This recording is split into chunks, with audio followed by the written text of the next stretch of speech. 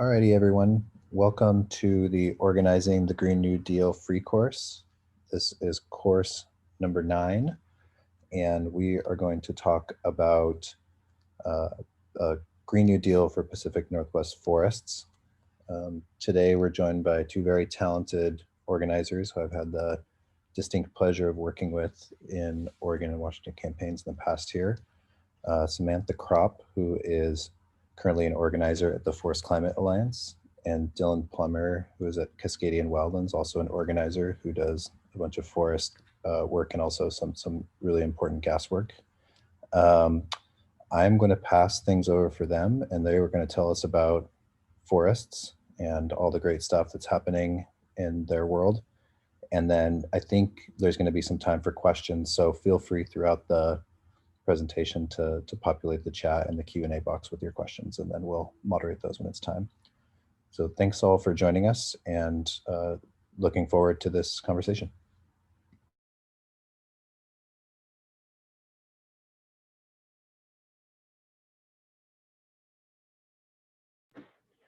All right, can everyone see the screen? Awesome. Go ahead, Dylan. Yeah, just to clarify, Sam, you're gonna share throughout and we can just kind of ping back and forth. Perfect. All right. So yeah, thanks so much for having me on, Nick, and the Breach team. Really a pleasure to be on here on the panelist side of things. I've been following along both last fall's course and this one. So just really stoked to be able to talk a little bit about some of the work that we're doing here around forests. And just quickly, yeah, like Nick said, I'm the grassroots organizer with Cascadian Wildlands. I use he, him pronouns, and I've been working kind of splitting my time between doing fossil fuel infrastructure resistance, whether focused on the Jordan Cove liquid natural gas pipeline down in Southern Oregon, and then also looking at kind of the spider web of pipelines strung underneath our city here in Eugene, and trying to kind of advocate for a just transition away from fossil fuels in municipalities across Oregon. Sam, do you want to give a quick intro before we jump in? Sure thing. Hi, everyone. My name is Sam Krop. I use she, her pronouns, and I am a coalitions coordinator with the Pacific Northwest Forest Climate Alliance, and which is also a group that Dylan's organization is a member of. And my work really focuses at the intersection of forests, wildfire, climate, water in our communities, and how all of those things intersect. So yeah, I'm really excited to be here today. And this is one of definitely, I think you'll all notice, one of Dylan and my most impassioned topics to speak on. We're super excited about this topic and looking forward to sharing it with all of you. Cool. And before we get started, I feel like we've got to do a quick plug. If y'all haven't already signed up for the PowerShift Network's PowerShift Convergence, it's happening in 2 weeks, and hopefully someone can drop a link in for the registration. But PowerShift has been really gracious in allowing us to use their Zoom infrastructure and supporting these courses. And they have an amazing lineup of different speakers, including Angela Davis, who will be headlining their climate justice convergence in the next 2 weeks. So really encourage folks to sign up and support PowerShift and get involved. It's a great opportunity. But just to jump in here, so the Green New Deal for Pacific Northwest forests is kind of part of this growing effort to create these hyper-regional and more specific Green New Deal platforms. Because as I'm sure many of you know, and having discussed in this course for the past number of weeks, the Green New Deal means a lot of different things to a lot of different people, whether it's, meaning cap and trade for the corporates, or it means eco-socialism for the more radical among us. There's a lot of different people really kind of struggling to define what it is we mean by the Green New Deal. And so there's this movement that's kind of emerged with different demographics, including like Indigenous people putting together kind of their understanding of the Green New Deal. Obviously not monolithic, but the Red New Deal, or the Red Deal rather. And then also like hyper-regional ones like the Southern Communities for the Green New Deal down in the Southeast and the Gulf, and the Gulf Coast communities for the Green New Deal in that kind of same region. And so, and of course, we owe a ton to the folks with the Oregon Just Transition Alliance for creating the Oregon Green New Deal and really inspiring us to kind of dig into, what does a Green New Deal look like in Oregon, and then specifically, what does a Green New Deal look like for our Pacific Northwest forests, which, aren't really often discussed when we talk about climate change. I think that, and so that was kind of the impetus for this effort was, one, to kind of further define what a Green New Deal would look like here in the Pacific Northwest, and two, to really try to inform the public about the role that forests and these natural landscape scale climate solutions have to play in any national or international mitigation strategy. So, we spent the last 9 months working with a number of partners and doing a ton of targeted outreach and building a coalition throughout the region. Now we have almost 50 groups signed on. We're really hoping to get to that 50 number. So if you or one of your friends is part of an organization that might be relevant or interested in signing on, please feel free to reach out, and I'll drop my contact info here in a little bit. But we have this massive movement of people trying to not only, stop the continued extraction and devastation of our forests, but also to build a positive vision for what, a Green New Deal and this transformative economic, social, racial, and environmental justice platform would mean for our forests and the communities that rely on them, both for their jobs and for their drinking water and for their safety, and of course for our climate. So that's kind of the overview, and I'll pass it to Sam to kind of give us a bigger picture of why we're such forest nerds. Thanks for that intro. And thanks. Yeah, that was a great summary kind of the main driving question that we're going to take you on a journey here to answer today is really, what is the role of our forests in a Green New Deal, given the current political, social, and ecological landscape that we're operating in? So I get to have the fun part of waxing poetic about how amazing our forests are, because we can't talk about the role of forests in a Green New Deal without explaining just how incredible they are of a collective resource. So this bioregion that we live in, the Pacific Northwest, aka Cascadia, is defined by forests. We have almost half, 47% of our 61 million acres are actually forest land.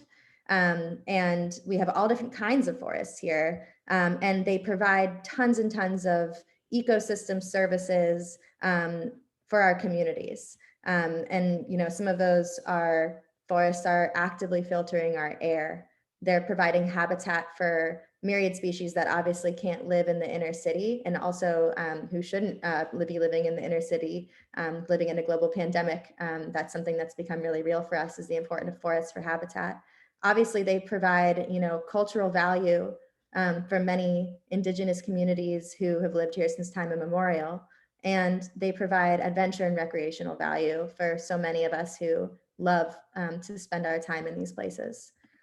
Should also be said that forests are the source of 75% of Oregonians' drinking water, which is a really special part about living in this beautiful Cascadia bioregion. Forests and water define this place. And so really the majority of our water that we drink every day across the state comes from forested streams, creeks, lakes, and directly what we do in those places impacts the water that we drink. And of course, you can't talk about water without talking about salmon, who are literally the lifeblood of the forest. These species, their bodies, when they come back to spawn and die to the places of their birth, literally feed the forest as they're feeding our communities. And they, of course, also have an incredible amount of economic significance and cultural significance, not to mention the food that many of us eat. And so we're here, though, because there's a new thing that we're recognizing more and more that forests do for us, and that's address the climate crisis. So this is somewhat new, this intersection here between forests and climate, and it's coming out of a place of more and more science looking at the carbon storing and sequestering capacity of forests, and forests as a natural solution. much like windmills, are being proposed as a transition option to a clean green economy. We're talking about forests as a transition option to a carbon neutral future. And that's, incredible to think of it as a tool like that. And so specifically what we're learning is that studies show, these trees in the Pacific Northwest in this region are among the best in the entire world at sequestering carbon. The amount of carbon that they store per acre is high as, or sometimes higher than, the amount of carbon stored per acre in tropical forests, who we normally think of as like the top climatologically helpful forests. So right here where we're living, this is an incredible tool for the world. As some studies have shown, they hit the trifecta for curbing climate change, meaning that they have the most potential to sequester carbon, are the least vulnerable to drought and fire, especially our coastal forests, and are also incredible for providing habitat, which will be dwindling in the future of climate change. It should be said that, thinking about forests and carbon, half of a tree's stems, branches, and roots are composed of carbon. So basically live and dead trees along the forest soil, they're holding the equivalent of 80% of all the carbon currently in the atmosphere. Just thinking about that is an incredible number. And they're actively, if left alone, accumulating carbon as they grow. Some of these trees like redwoods and firs and western red cedars, they can live for 800 years or more. And all of that time, they're sequestering carbon and storing carbon. And even when they die, they're slowly decomposing over decades and sometimes centuries and slowly emitting that carbon. And often most of it just ends up in the forest soil. So I like to think about forests as basically carbon stockpiles that grow. And even after wildfires, which we'll get into a lot during this presentation, forests are carbon sinks. Even the most severely burned places typically only emit about 10% of forest carbon. And the rest of that carbon exists in the remaining standing live trees and dead trees that remain. And like I said, a lot of these trees, even the severely burned ones, they take so long to decay that we cannot compare, that to a serious carbon emission source. And then all of the growth that comes back right after a fire, almost immediately, that immediately begins to sequester carbon again. So in sum, our forests are incredible, and they're critical for the way that we collectively address climate change. Back to you, Dylan, for the sad parts. Yeah, so I'll say, and you want to just give me the next slide? Our forests are critical, but they're also under huge threat. A lot of folks, say that the timber war is over and that the environmentalists won, but I think that is absolutely missing the reality of what's happening. You have a photo right here. Over 90% of this watershed has been logged in the past 15 years, putting residents at risk of landslide, of water pollution, of cancerous chemicals from the aerial herbicides being sprayed that are directly related to the Agent Orange used in Vietnam. And our forests, while incredible, can't do any of these amazing things that Sam just listed, as they are being destroyed, being essentially looked at as a crop like corn or soy that can be grown in massive homogeneous plantations, sprayed with chemicals and harvested regularly.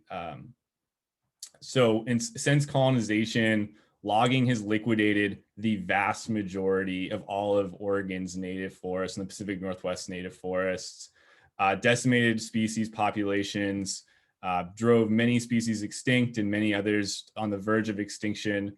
Like I said, polluted our rivers with sediment and with poisonous chemicals, carcinogenic chemicals, endangered our communities with landslides, with wildfire, and essentially turned the Pacific Northwest into a resource colony run under a system of crony capitalism in which the timber corporations, own both parties, both Democrats and Republicans at, the state level and the federal level, and make the law. We have, Oregon, known as one of the most progressive states in the country, has some of the most regressive laws around private timber. And our politicians, like I said, on both sides of the aisle, are accepting huge amounts of money. And famously, Tevis Ted Wheeler up in Portland is the son of a timber baron, and his family, or the descendant of timber barons, and his family actually have a county named after them and have been major mainstays in Oregon politics for the better part of a century. And it's another direct connection to this extractive industry that's treating Oregon, like I said, as a resource colony, purely to be extracted from, and to have the wealth that's being accumulated just go directly to Wall Street and to these real estate firms that have more and more monopolized over our forests. So you want to give me the next slide here? Here's a really informative diagram around not only the impacts that logging has on the ability of forests to sequester carbon, but the massive amount of carbon that's emitted by logging. You can see in this diagram, right, you have a live tree with all of its carbon intact, and then immediately from cutting, you lose nearly half of that carbon into the atmosphere with sawdust, which quickly decomposes and get carbon in the atmosphere. Then once it's taken to the mill, 20% more of that carbon is lost into sawdust. And then in 17%, you also have net loss because of the transportation and the use of heavy industry. So then that's just, you have 15% of the original carbon that's left over, and that's not incorporating the amount of that 15% that's then used to make pulp and paper products that quickly decompose into the atmosphere. So almost 100% of the carbon in every single tree that's taken out of the forest quickly ends up into the atmosphere. And as such, is Oregon's single largest source of carbon emissions. So I mentioned this earlier, but to understand land management in the Pacific Northwest and anywhere in the so-called US or another settler colonial state, it's critical to understand the history of settler colonialism and genocide that informed our modern landscapes. And so here I have a map of Oregon, of the kind of traditional land holdings of the indigenous peoples that resided here since time immemorial, and of course still reside here now.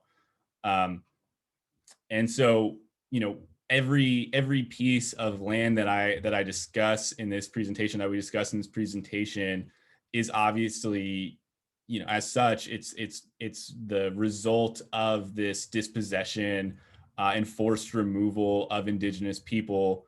And so one really critical piece of a Green New Deal, whether it's a Green New Deal for Pacific Northwest forests or a national Green New Deal, is reckoning with the roots of this dispossession and genocide of indigenous people, and understanding, or working to understand rather, how we can reconcile that with efforts to provide land back as the kind of contemporary movement demands, and how we can dovetail our movement for climate justice, for economic justice, and for social justice directly with the leadership and demands of the indigenous peoples who have been not only residing on these lands, but stewarding these lands since time immemorial.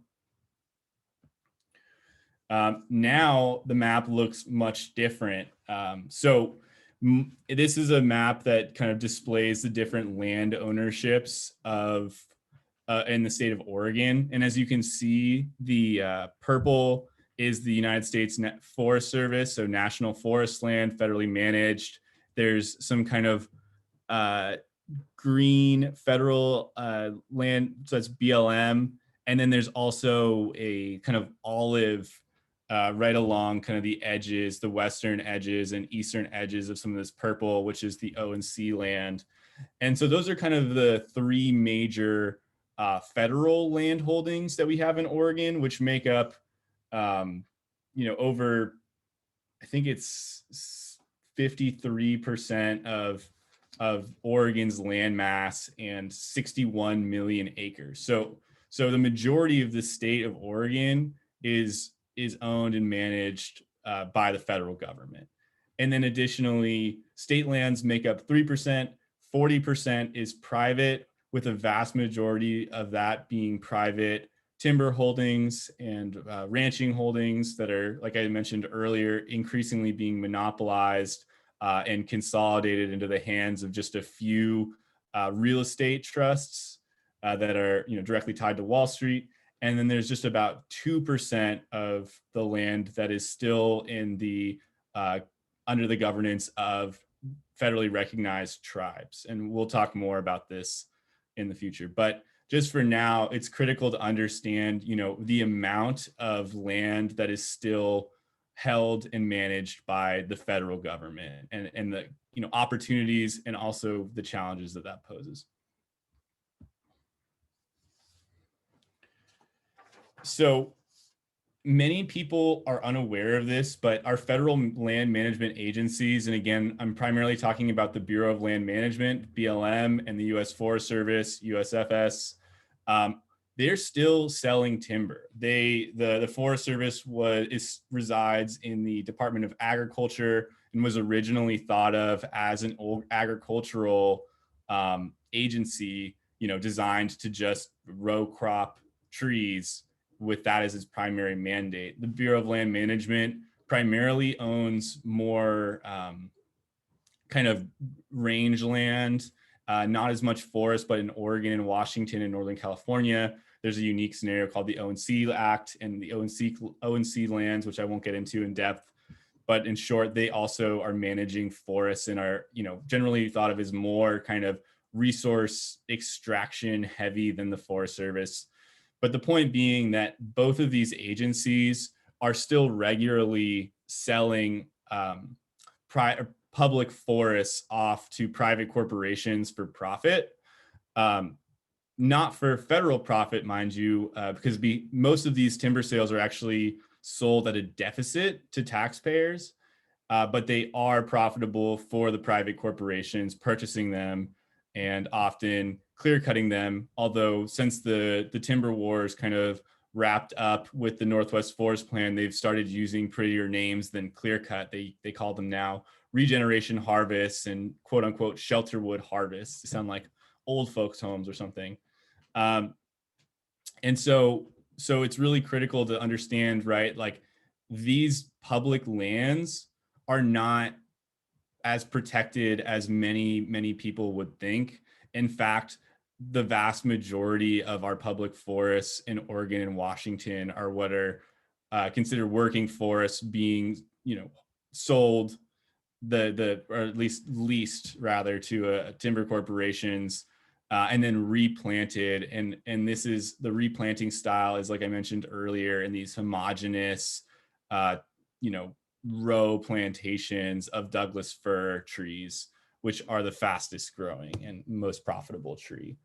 And, as you can imagine, there's massive impacts to that, to habitat, to water quality, and, and just to recreation and just public benefit from those lands. And then, of course, there's the elephant in the room, which is private lands management. The most productive lowland forests in Oregon and Washington are generally private and have generally been clear cut for 3 or 4 cycles at this point. So cut, grown back for 40 to 80 years, cut again, and so forth. And the regulations governing this logging are much laxer than they are on public lands. And so these have these kind of timber operations on private lands, which again are owned by massive Wall Street corporations who don't have any kind of connection to the state of Oregon or Washington, have an outsized impact on our communities and like I said earlier as well, on our climate. So one of which is the enormous impact on drinking water. And so this graphic here is a pretty illustrative example of what happens when we clear cut log a forest. As Sam mentioned earlier, 2/3 of Oregonians' drinking waters flow through forests and originate in forests. And with the massive scale of industrial harvest, we're seeing these water resources gravely impacted. And it's from a variety of different reasons, or different factors, including the massive amount of water that young saplings require when they're growing. So this is something that we call low flow. When new plantations are planted, the young Douglas fir saplings absorb massive amounts of water out of the table, and in turn reduce the amount of water flowing into our communities. And then additionally, without the protection of and shade of forests, there's a massive amount that's lost to evaporation. So industrial forestry is reducing summer stream flow by 50%. And when we're thinking in the context of a climate changing Oregon and Washington, where our snowpack is less and our days are hotter in the summer, and we're getting, much more varied precipitation, that is a critical fact to consider. So I'll pass it back to you, Sam, to talk a little bit about another kind of elephant in the room, which is wildfire and the kind of changing landscape of the timber wars that I mentioned earlier. Because if you ask me and you ask many folks in the Pacific Northwest, the timber wars never ended, but the conversation or the argument just changed. Yeah, thanks, Dylan. Yeah, so fire is an element that is obviously looming large for most of us living here in the Pacific Northwest, especially after the 2020 fire season. So we can't do a presentation on forests without talking about wildfire, not only because they affect our forests, but they obviously have a relationship with the conversation about climate and climate change and a just transition in the Green New Deal. And so one thing that you should know about forests out here is that almost all of them have burned at some point. These forests have evolved with fire. Some of our tree species and animals are actually fire dependent, meaning that they cannot live and reproduce without fire. And others, many others, are fire adapted, fire resilient, like the Douglas fir, which gets a very thick fire resilient bark layer when it gets older, so it can withstand fire. So really, these are some beautiful pictures of life coming back after fire. These forests, they have a relationship with fire since time immemorial. And part of the reason for that is because the folks who have lived here since time immemorial have been burning since time immemorial. And the intentional burning of this landscape has really shaped the ecosystems here. There was the use of cultural burning to inhibit the encroachment of conifer species into fields and oak savannas, and to encourage the growth of gap-dependent species like the camas flower that we all know so well in the Willamette Valley. Essentially, humans and fire and this landscape co-evolved together. And that's why so much of this landscape ends up looking like this. If you fly over top of some of the most iconic places that we know, this is a picture of the Columbia River Gorge in the years after the Eagle Creek burn, where so many people were mourning the loss of the Columbia River Gorge, this incredible recreation area, because it burned away. And the reality is that, again, this area has burned always, wants to burn, and will burn always. And this is what we get, kind of a mixed severity patchwork, like a quilt, a mosaic of higher severity patches, more green patches, and all of that fits together to create the quilt of our forested ecosystems that define this region. And that's the way it's always been, but some things have happened that have changed the way that fire has historically interacted on the landscape. And starting at the very beginning, obviously land theft and the removal of indigenous people from the landscape by forced removal and unfair treaties And what came hand in hand with that was the removal of prescribed fire from the landscape, because you didn't have indigenous people doing their cultural burning practices in many of these places that were so used to them. So that happened.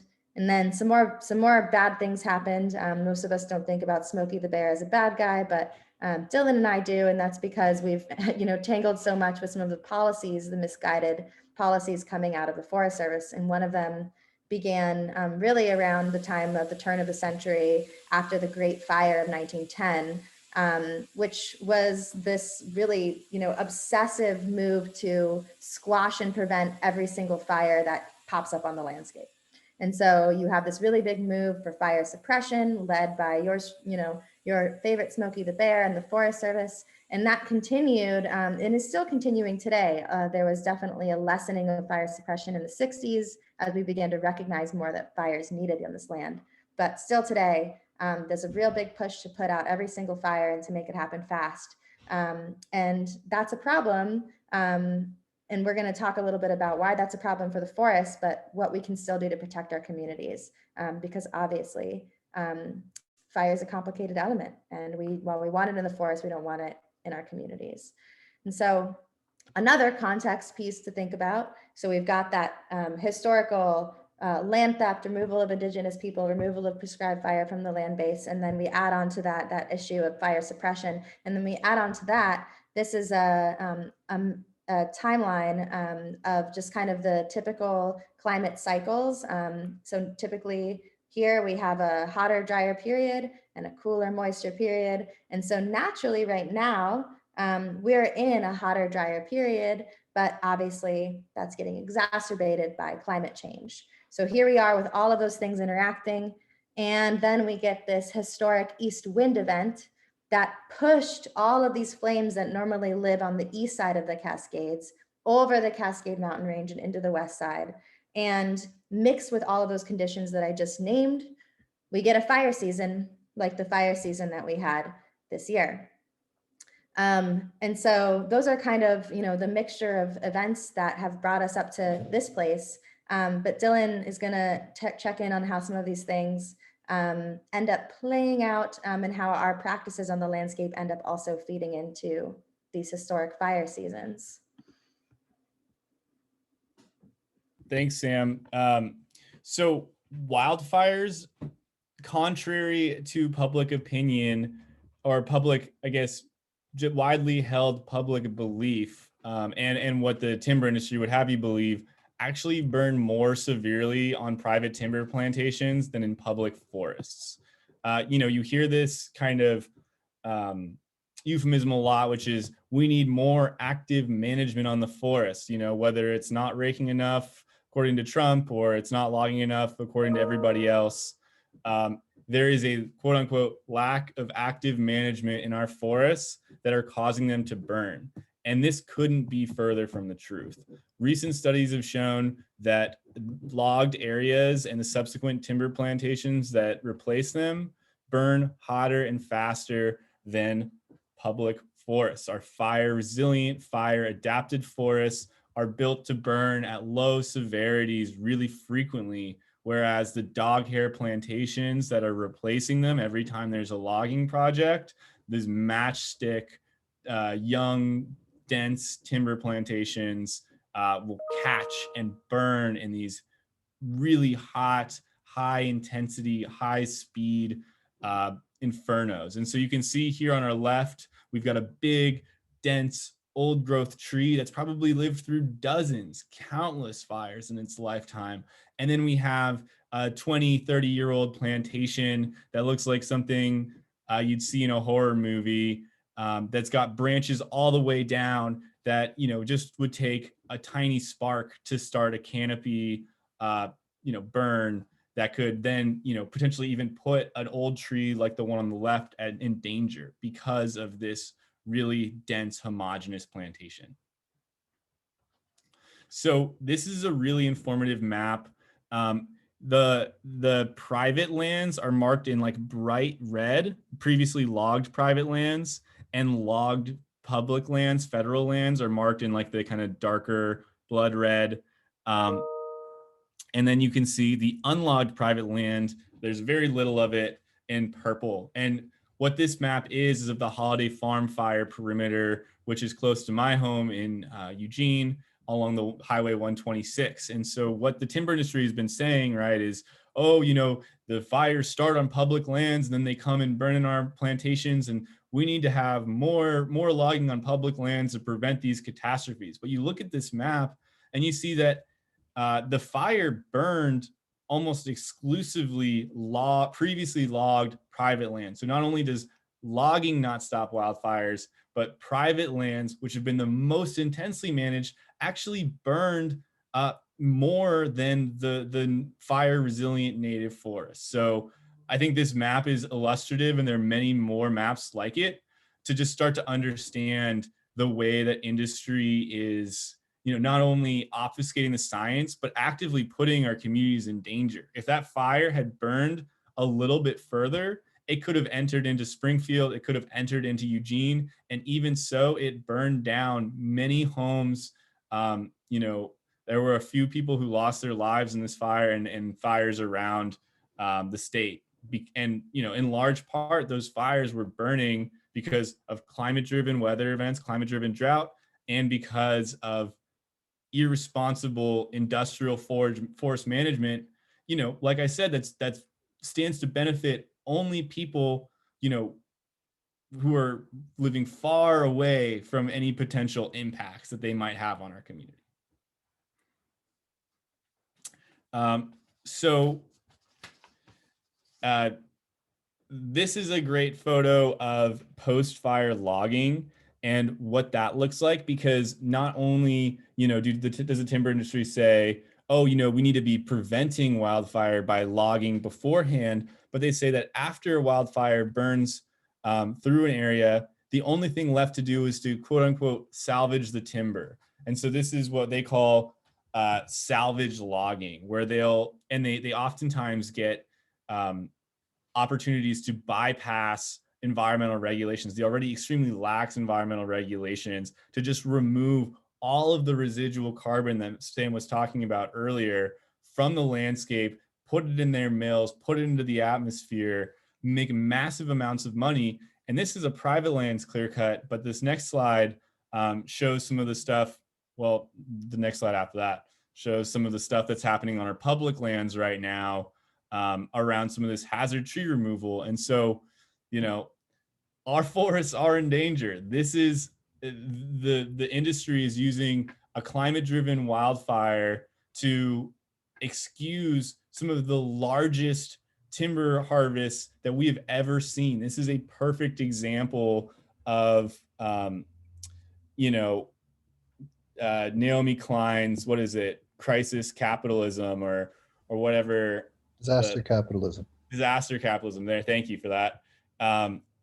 Right, where as our community is in shock, and as everyone, you know, not only are we dealing with COVID, not only are we dealing with historic wildfire events, we're recovering in our homes. And when we go out on the highways to the places that we love, to the forests that provide, you know, our drinking water, that provide habitat for the species that we know we rely on, that sequester carbon, when we go out there, we've just seen that the timber industry and our federal land management agencies have been colluding in the dark of night behind closed gates without public participation or environmental regulation to just liquidate otherwise protected forests. And so the next slide, which I'm kind of jumping around here, or no, this last one, is a log decks of old growth timber that was logged, like I said, in the dead of night, right?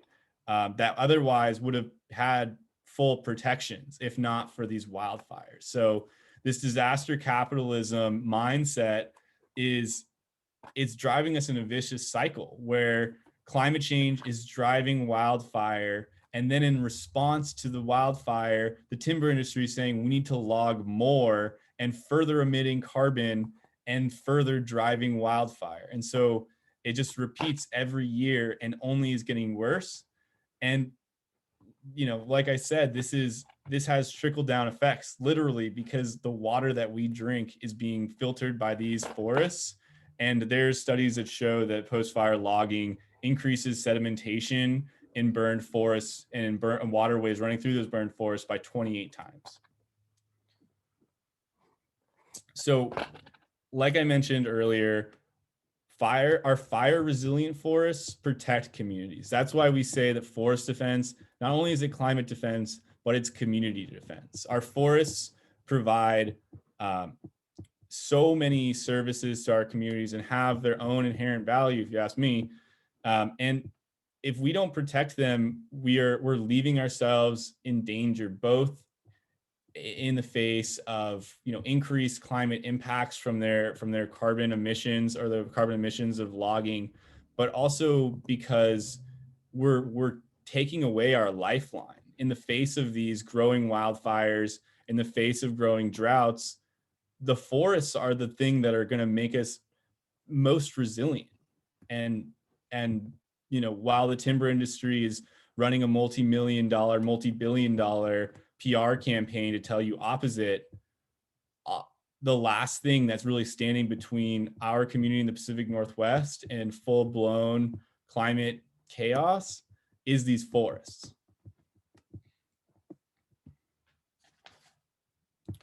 So I'm gonna pick up the pace a little bit just because we've got a number of slides and I know that we want to have a bunch of time for Q&A. But to pick up on that piece, to address the intersection issues of wildfire forests and watershed health and climate, which is all these pieces that Dylan just kind of like wove together. We've got some options in terms of solutions.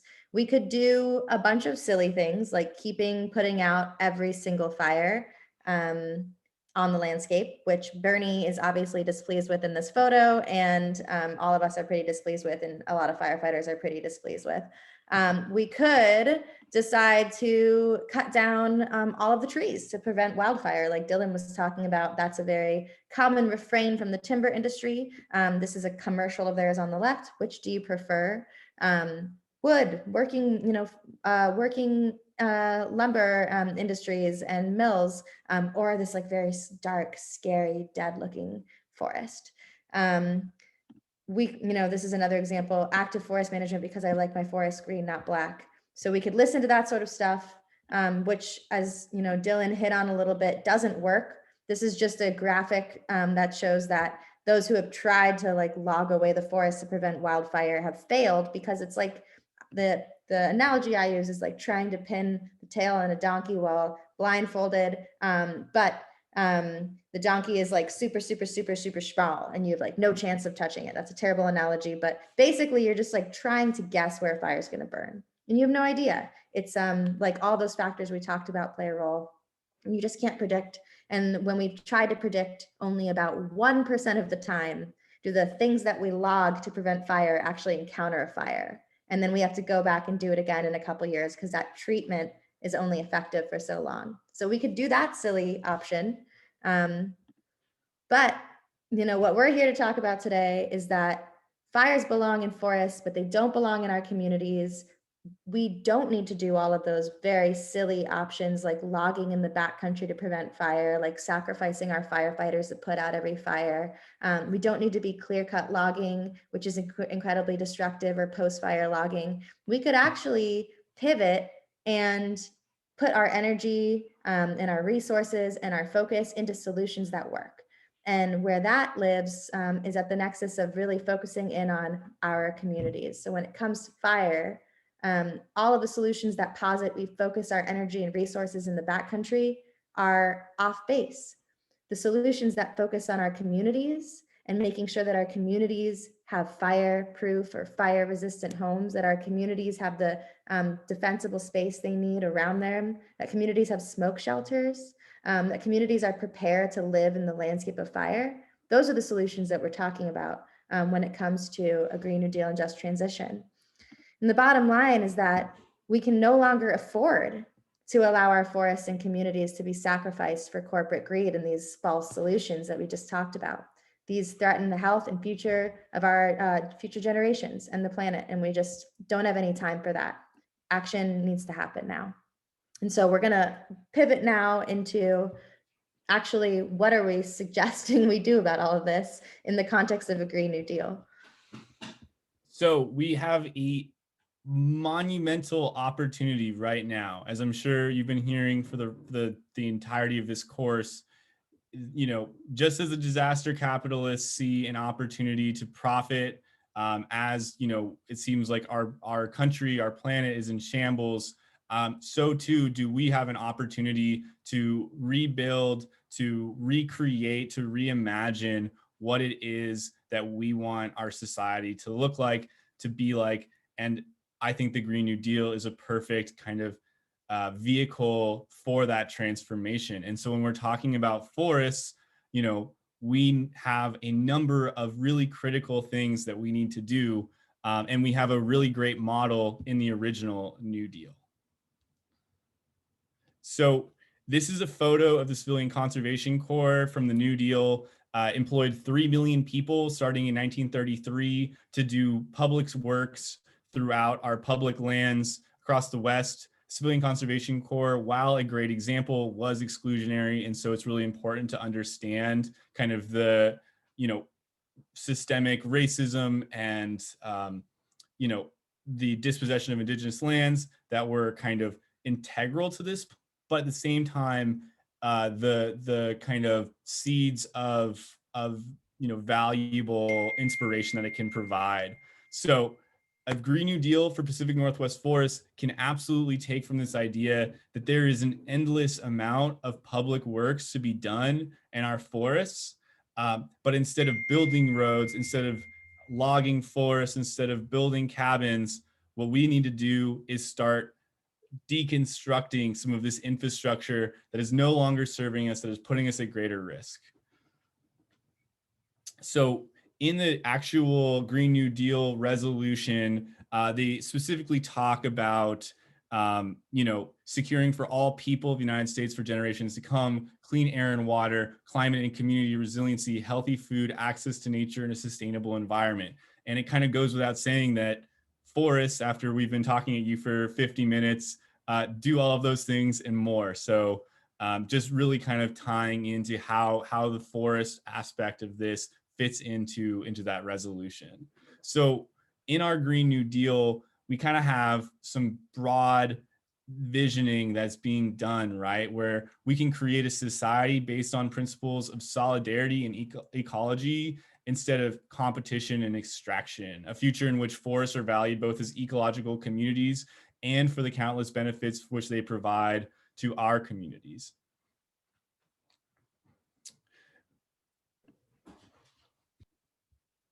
And so in our process of writing the Green New Deal, we struggled a lot with not wanting to get too prescriptive, but instead providing just a framework for what Green New Deal-esque policies around forest management in the Pacific Northwest would look like. And so we came up with these 6 pillars.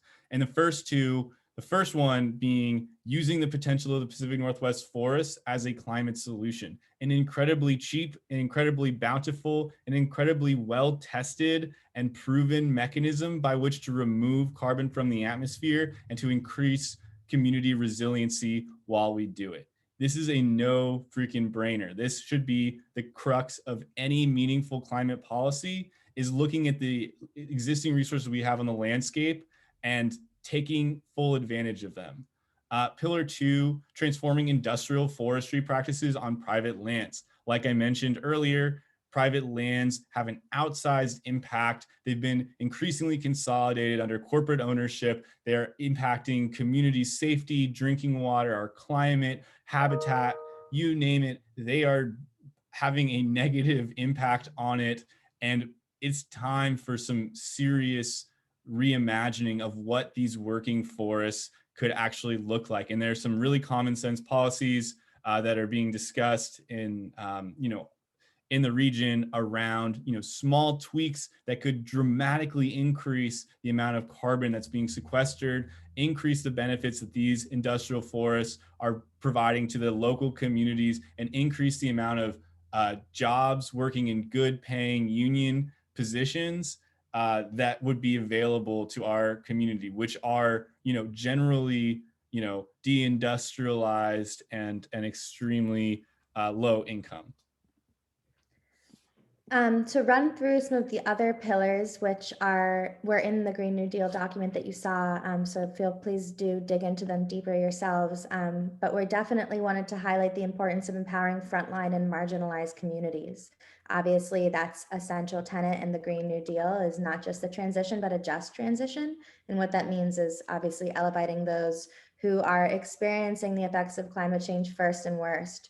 And that includes the effects of industrial logging and the impacts that has on the land base. We also are highlighting the importance of raising the standard of living for forest-dependent communities. This is obviously incredibly critical. What we're talking about here means like all of the communities that are currently engaged and employed in the work of the logging industry, those who are reliant upon funds from logging in order to fund their local services and their public works.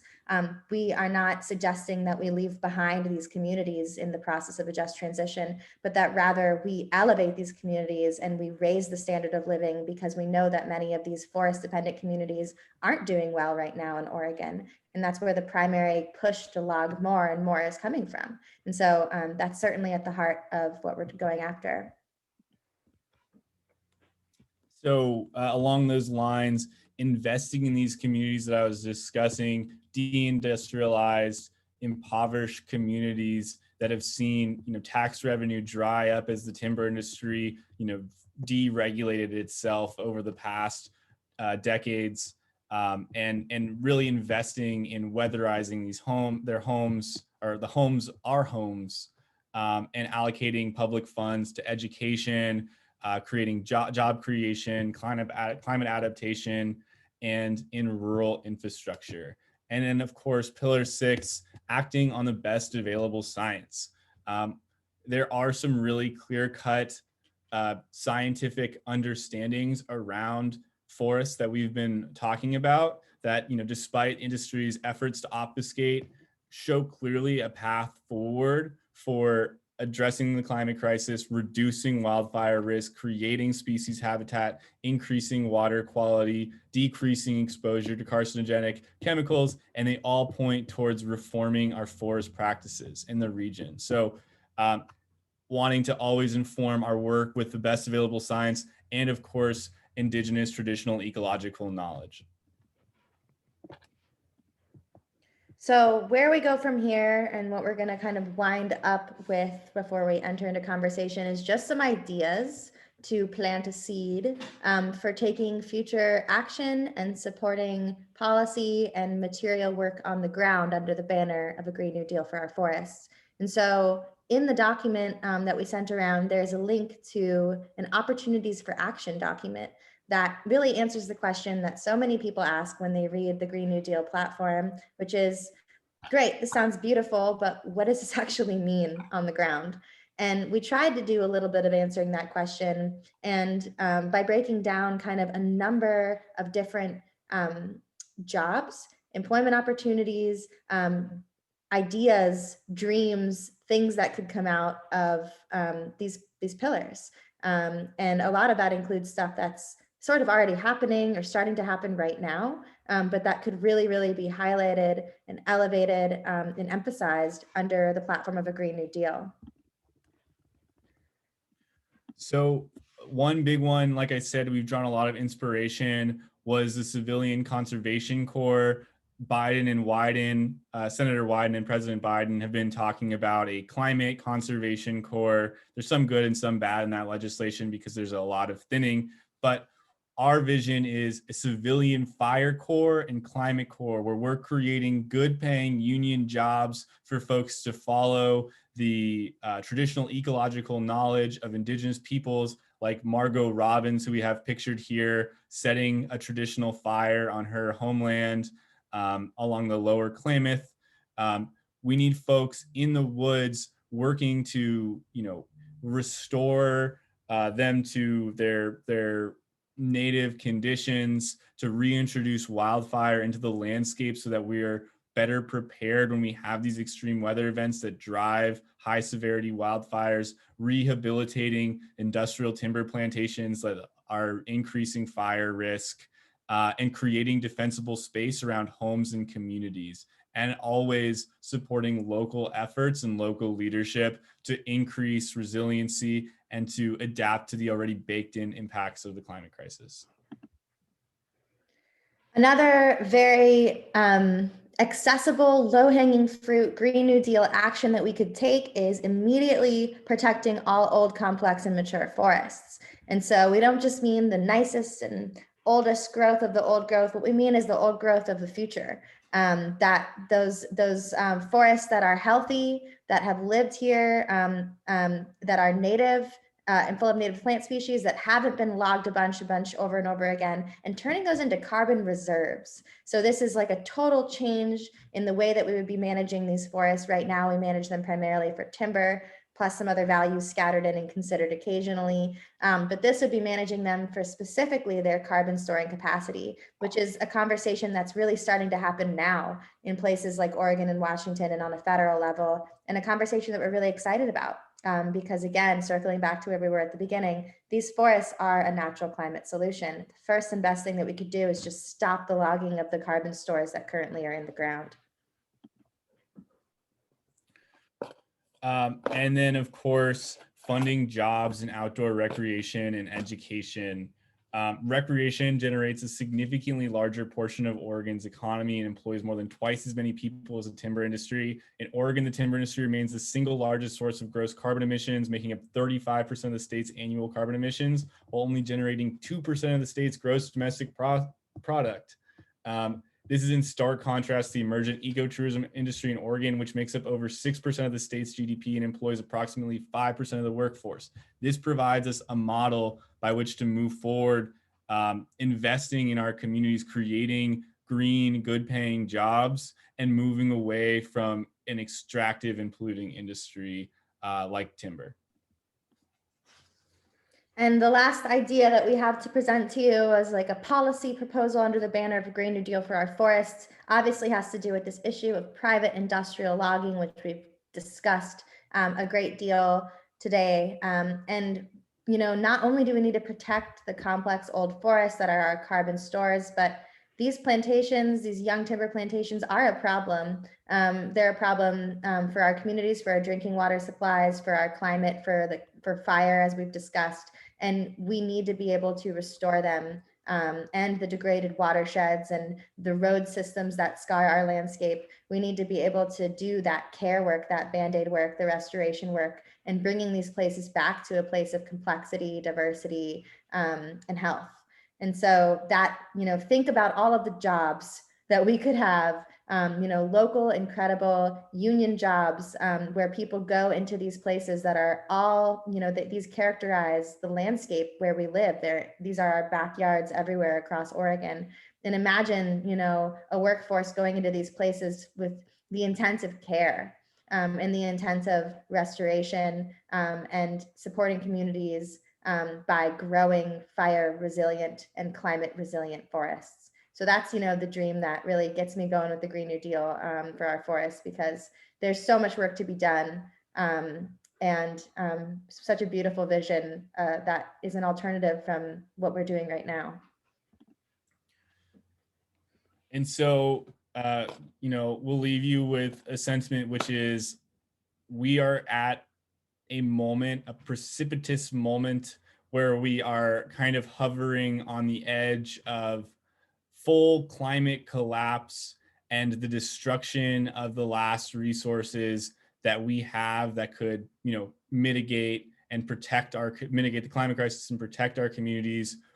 Or, you know, we're hovering on the edge of a radical transformation of our economy, of our industry, and of our communities to address the climate crisis, environmental inequities, and the other inequities, the many inequities that have been plaguing our society since its foundation on genocide, and that all comes down to localized land management, in my opinion. And who controls the land controls the future, and it's our firm belief that control should be collectively owned and democratically operated. And so this proposal we're creating is just the beginning of a conversation, but hopefully the beginning of a conversation that will have massive implications for this region, and for our global climate system.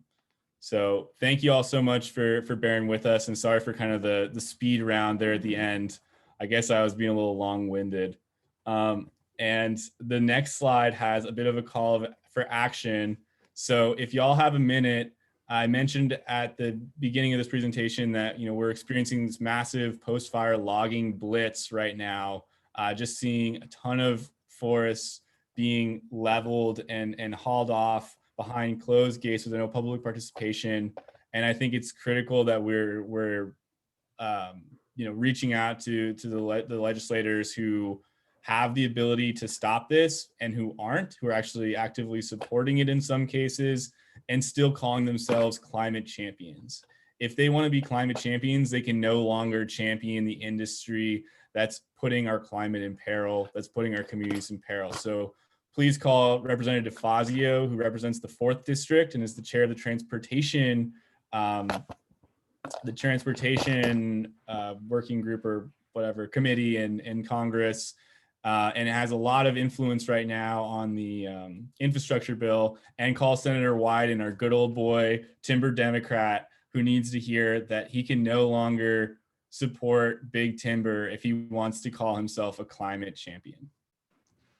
And just to add one more grassroots call to action, for all of you who are excited, interested, enraged by the things that we just talked about, please, reach out to Dylan and I.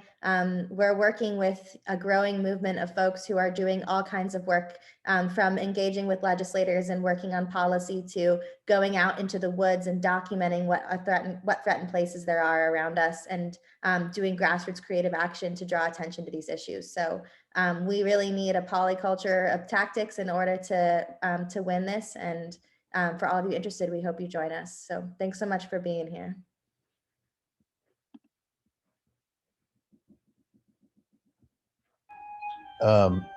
Sorry, there's some sound going on in the background where I'm at right now. That was great. Thank you all very much for that.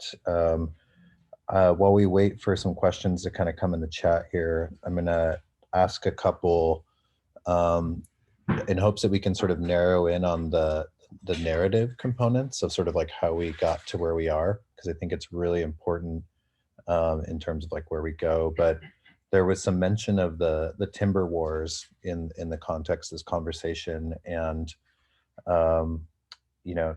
I guess this will be kind of a comment question, and then you all can comment and correct me if I'm getting this wrong. But my understanding is that the timber industry has been really successful in kind of blaming the massive restructuring of the logging industry in the Pacific Northwest on environmental rules and regulations that largely came in the 70s and the 80s. And so there's a sort of historical memory in the Pacific Northwest that environmentalists destroyed jobs, and a lot of those happen to be good paying union family wage jobs, right? And that's a frame that's been really popular, but I think there's another thesis that the timber corporations went through the same kind of restructuring that a lot of extractive industries went through around that same exact time, which was, rather than kind of the environmental laws being this major pressure for change, there were all sorts of innovations going on in financialization of the economy and offshoring of things and technological changes and all these other sorts of things that were sort of inside of the capitalist structure of management that had at least as much to do, if not more, with the restructuring of forests. So I'll leave that one for just a sec. And then I wanted to kind of fast forward to the present. For folks that are not in the Pacific Northwest, this last fall was apocalyptic conditions. It felt like it was so wild. It's hard to explain how wild it was. We had police battles going on the street with protesters. We had right-wing militias in the streets, riding through towns, running people with cars, shooting at people, extrajudicial assassinations of people by federal marshals at the order of president. And then our forests were burning mad, and so there's red sky and smoke for weeks on end. And it was really interesting and terrifying to see a lot of those kind of like seeds of like violence that have been sown in this region for generations to like really come to the forefront, and that kind of those like original questions of like violence and masculine sort of white ownership of things kind of take heed. And so I'd like to also have you comment on maybe the like difficulties of organizing in this space at this time, and some like what are some of the obstacles in that, and some are what are the opportunities. Sam, do you want to? I can talk maybe like about the kind of historic piece, and then you can maybe talk about like modern organizing. So yeah, Sam, you kind of hit it right on the head there, as far as the kind of deindustrialization and the kind of austerity regime of the 80s and 90s and the role that they played in our current political moment. And I would just say, you know, there was a very concerted effort by industry to crush the unions, and conveniently blame the environmentalists protecting the spotted owl for all of the immiseration that neoliberal politics placed on rural Oregon and Washington in the 80s and 90s during this timber war period, when we know for a fact that the majority of those jobs were lost because of, you know, shipping logs to Asia to be milled, and the automation of so many of these different um, positions within mills. So it's really kind of this false dichotomy that the timber industry has posed for decades now, of its jobs versus the owl, jobs versus the forest and the environment. And what we're really excited about this Green New Deal proposal, and about, you know, the broader narrative that's emerging around a just transition and a Green New Deal, is this opportunity for us to say, you know, we want both. We want everything, and to understand the kind of natural alliance that we have with organized labor, with working people. You know, just like we saw in the Battle of Seattle, and just like we're seeing now with the growing movement for a just transition, for a Green New Deal. Um, it's not jobs versus the environment. It's the people versus the wealthy elite who have been accumulating wealth at our expense, you know, for centuries. Yeah, and thanks for these questions. These are really good, thoughtful questions. To pick up kind of my piece on modern day issues, there are many obstacles that we're kind of attempting to surmount as we continue to do this work.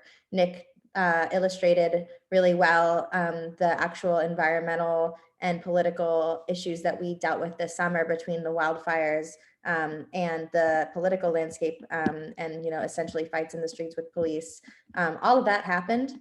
And, you know, as a result, and we didn't go into much detail about this in our presentation, but, you know, for those of you who don't live out here, these fires not only burned through a bunch of our forests, but they burned through a bunch of our communities. And they, you know, leveled a bunch of our communities, literally.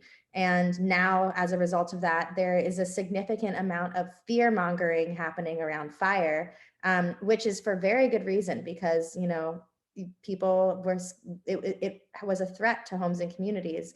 But so we're trying to thread this very nuanced needle, which is that fires belong in the forest, but they don't belong in our communities. Fires are good for the forests need fire, but we really need to be focusing our efforts and energy on communities. So that's become a very big obstacle, is just navigating that really complex conversation and being sensitive to those who suffered in this season's fires. We also have this issue that Dylan kind of hit on the history of, which is, to this day, we have an antiquated relationship between logging and funding county coffers and schools. And so oftentimes we run into, well, we can't stop logging because our schools need to be funded and we need libraries and blah. And that's a real concern. Now, we definitely have a number of suggestions for how we can address it. And we can get into like fun timber tax stuff if you all want to nerd out about that. But essentially, that's a huge obstacle, is that existing poisonous economic relationship. And then the last one, I think that's a really big one that I would note, is the rise in the past couple years of an organization called Timber Unity that really was founded in 2019 as a reaction to a climate bill that never ended up passing, that they saw as threatening the livelihoods of loggers. And what they've done is presented themselves as the voice of frontline logging communities, and have essentially merged with the alt-right racist militia organizations pretty significantly, and have subsequently taken hold and power in a lot of the corners of the state legislature. And so we are literally up against people who are lobbying and have quite powerful lobbying energy and resources and clout with some of our Republican legislators, who are literally, also tangling with the alt-right. And that's, a very interesting political development where not only are we fighting, loggers who have historically been, more conservative leaning, but now we're dealing with loggers who are, perpetuating some of the worst kinds of behaviors that we saw come out of the Trump era. And I want to answer more questions, but I gotta just segue here because, again, we are in this moment where it's ecology or catastrophe, socialism or barbarism. We are looking down the barrel of explicit eco-fascism here in Oregon, here in the Pacific Northwest. Like Nick was describing, red smoke hanging over the sky as we have these explicitly racist paramilitary gangs parading in their trucks, literally closing down roads and threatening people who they assumed were lighting the fires, and withholding access to public lands through armed checkpoints, right? Like, this is only going to get worse, especially if we allow, the completely inadequate policies of both the Democratic Party and then, of course, the explicitly corporate, owned policy of the Republican Party to continue unabated. We'll only see these tensions increase, and this threat of violence and the threat of withholding access to and the control of resources from people, who are coming from urban areas or are coming from historically marginalized backgrounds or low income and vulnerable folks by these emboldened right-wing groups that are directly tied to the timber industry and to the timber industry advocates. Yeah, and it should also be said, just in terms of like the model of how this works, at least in the United States, is the timber unity phenomenon is like a rehashing of the kind of Koch Industries funded Tea Party of 12 years ago or whatever, and just kind of rebranded and more violent in its imagery and invading the Capitol and all sorts of wild stuff. So yeah, I just wanted to kind of like tease at that because this is just such like hostile political terrain to be organizing in. So it takes a lot of courage to do that as well. So thank you for being willing to take that on. There's some questions. I'm going to take Michael's question because I think he got in here first. What kind of relationships exist between anti-deforestation movements in the Pacific Northwest and those on the global periphery, Indonesia, Amazonia, and Congo? How could our local just transitions also contribute to global justice? And Dylan, you had entered some comments in the chat about sort of like cap and trade policy, and that might also be something to address in that answer. Dylan, you want to go for it and I can pick up this time? That's a big question. I think that like one kind of key piece of it, in my opinion, is, not only advocating for just like the halt of resource extraction in the United States without understanding kind of the international implications.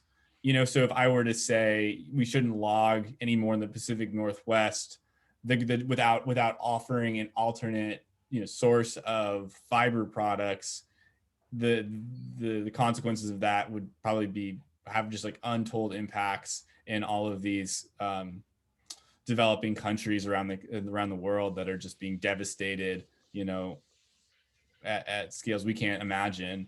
And it's also something I think is also interesting is like we have the great privilege of being able to employ like more escalated direct action tactics in the United States without like, fearing for our lives. Like many of the water defenders in Latin America and Central America who are winding up assassinated by government forces. So I think that's an interesting dynamic as well, and one that I think is really important to discuss.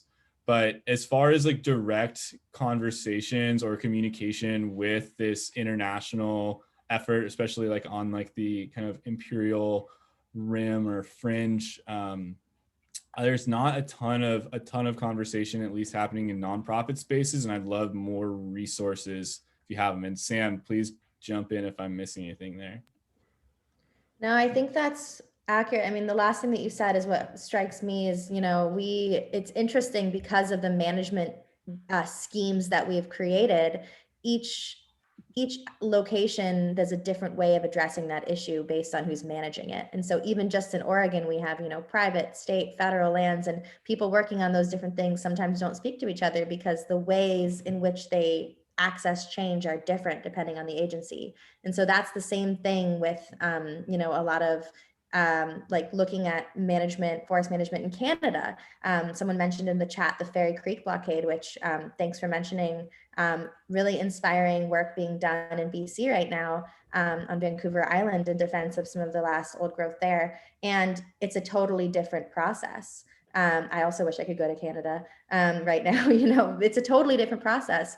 Some of the things are similar. We can and should be sharing resources around how we grassroots organize, how we talk about all of this stuff, how we use like specific direct action tactics.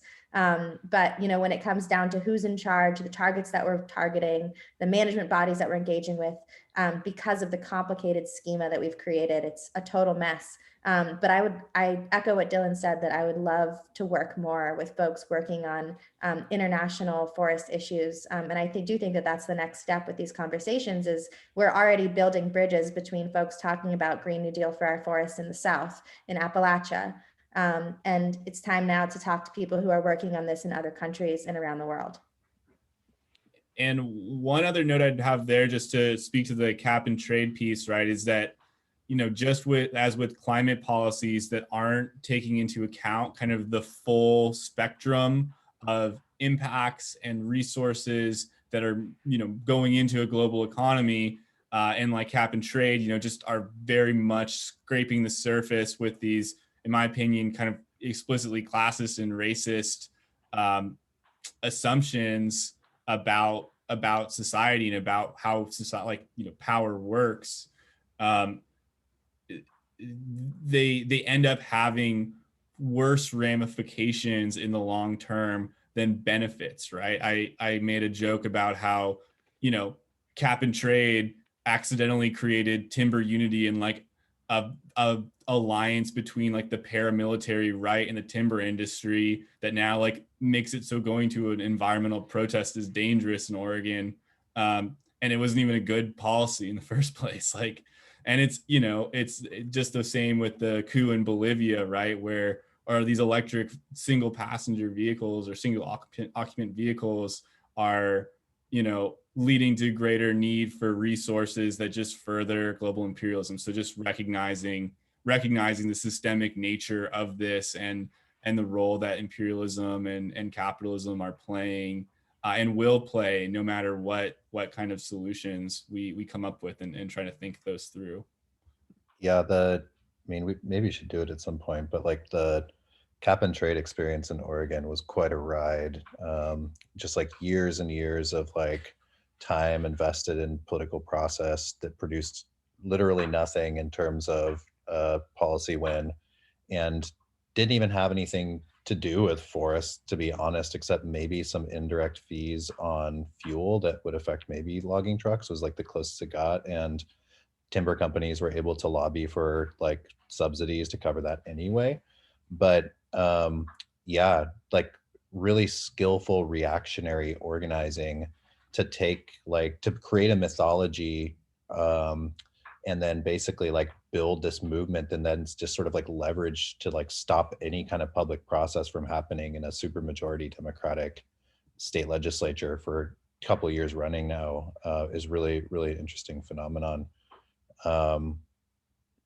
Yeah, it kind of blows my mind actually sometimes thinking about it. But yeah, kind of what I was also thinking in terms of that connection is the valuing of nature is like what cap and trade sort of does seek to do. It creates these ideas of like offsets that are supposed to like be the inverse of like the CO2 that's coming out of a pipe right into the sky or something like that. And this is also just like a fantastical way of viewing the world. These things are not scientifically equivalent at all. And like you manage forests differently in different parts of the world, and geographies are different, species are different very much. So this homogenization of the planet through like cap and trade type policy, financial policy, not only is bad, it it promotes corporate interest, and it basically like leads to reactionary stuff. And if we're not organizing in rural communities, and we're not like providing solutions and giving opportunities and telling a cultural narrative and like bringing people in, like they will be organized by the fascists. And that's basically what we've seen in Oregon. So it's like a very cautionary tale, I think, for everybody else who's doing this Green New Deal work, that we like have to be figuring out how to communicate with different people and organize with different language in places. And I'll also say here too, I mean, the forest defense movement has a very awful stain on it for having affiliated with xenophobes and white supremacists and perpetuated settler colonial understandings of land. And so, not only is it outside of our movement, but there's also a strain of it within our movement. And not only do we have to fight eco-fascism from the right or on our right, but we also have to always watch out for it amongst our own ranks, because it's still an ongoing issue where, people take these Malthusian concepts and this blood and soil nationalism, and it's an insidious ideology that we are actively having to, as a movement, work to undo, deconstruct, and to build relationships back that were with bridges that were burned, decades ago, and groups that won't engage with forest because of the legacy of forest defense and its failures. There's a really good question in the chat, and Sam has kind of addressed it a little bit, but I'd like to bring it in the verbal talk too. Maya asks, knowing the past work of ownership that we are working with, how do we push this work forward? What is the right scale? Watershed level decision making? Yeah, I love that question. I'll take a stab. I think that the question of scale is a good one and an open one. I don't think that we have concluded what the right answer there is. I think, obviously we know that the current management scheme and the lines that we draw between who owns what are completely arbitrary from an ecological perspective. And so we should be looking at, watersheds. That's one way to look at it. That's one way we have been looking at it. Ecoregions is another way to talk about it on like kind of a bigger scale. But I really like the question of like, how do we do this? And I want to, take a stab at how do we do this on private lands and public lands. I put in the chat a link to the Coast Range Association's Green New Deal proposal, which I think outlines a really beautiful idea of how we could do this on private lands. And some of these conversations are ongoing. There are ongoing buyouts of private industrial timberland, often by water managers or by cities and counties. For instance, Portland's drinking water supply, the Bull Run water supply where I'm situated right now, is protected because it was bought out by this fairly affluent and liberal community at the turn of the century. And that's a conversation happening right now: is how do we give land, how do we give water managers, how do we give communities, local officials more power to buy not only money, but power to kind of force these industrial forest managers to agree to sell their land? An issue we run into all the time is that they don't want to. Why would a big corporation who's earning a profit want to sell the land to folks because they ask? And so that's an effort ongoing right now. But the dream is to buy out these industrial timberlands and to turn them into locally owned and operated social enterprises, where we would have folks doing that restoration and rehabilitation work that I talked about to these lands that have been abused for a century, and doing that really site-specific work. And we're talking union jobs, and good jobs in the process. And that can happen on private lands, and that's the piece about how we incentivize that for the land owners right now is ongoing and being discussed. And it can also happen on public lands. I mean, many of us live in and among, vast public lands that could also use care. And could also use, folks out there doing research, folks out there doing education, folks out there rebuilding the trail systems and the campsites and all of the things that allow us to appreciate the forests. And all of those jobs, instead of being funded by, our federal, or instead of being funded by a niche institution like the Forest Service or the Bureau of Land Management, could be local jobs, could be union jobs, could be co-op jobs of people who, you're a fire ranger, or, you work in the world of forest restoration, and you work in your own backyard. And so, yeah, these are some of the things that we dream up. This is my favorite conversation probably. So I'm sure Dylan has more to add to it. But basically, what we can do is incredible if we start thinking outside of the kind of schema that we've been forced to operate in for so long. Dylan, did you want to add comments to that? Or alternatively, we just got a couple minutes left.